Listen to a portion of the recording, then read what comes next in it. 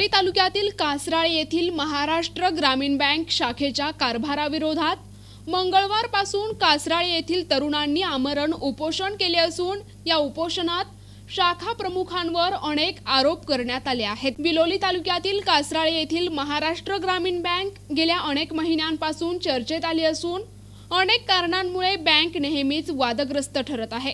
म्हणून तेथील नवतरुणांनी येथील शाखेच्या विरोधात आणि शाखा प्रमुखाच्या मनमानी कारभाराविरोधात विविध आरोप करत बदलीची मागणी करण्यात आली आहे। यात 2023-24 मधील लोन खात्यातील सर्व प्रकारची चौकशी करण्यात यावी। खासगी कंत्राटी कर्मचारी असलेले जाधव नामक यांचा प्रभाव बँकेत अधिक दिसून येत असून ते ग्राहकांना अरेरावीची भाषा वापरत आहे।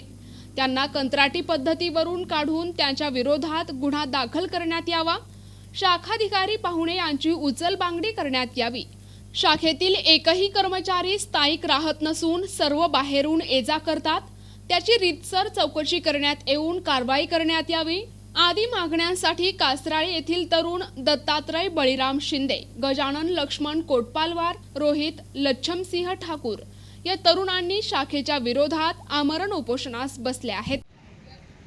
महाराष्ट्र ग्रामीण बँक शाखा कासराळे येथील शाखा अधिकारी आणि खासगी दलाल यांच्या मुजोरीला कंटाळून आज आम्ही कासराळे शाखेसमोर आमरण उपोषणाला बसलेलो आहोत। अनेक दिवसापासून इथले खातेधारक त्रस्त होते।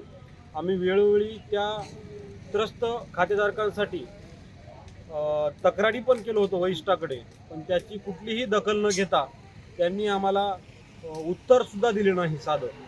त्यामुळे आज महाराष्ट्र ग्रामीण बँक यांच्यासमोर आम्ही उपोषणाला बसलेलो आहोत।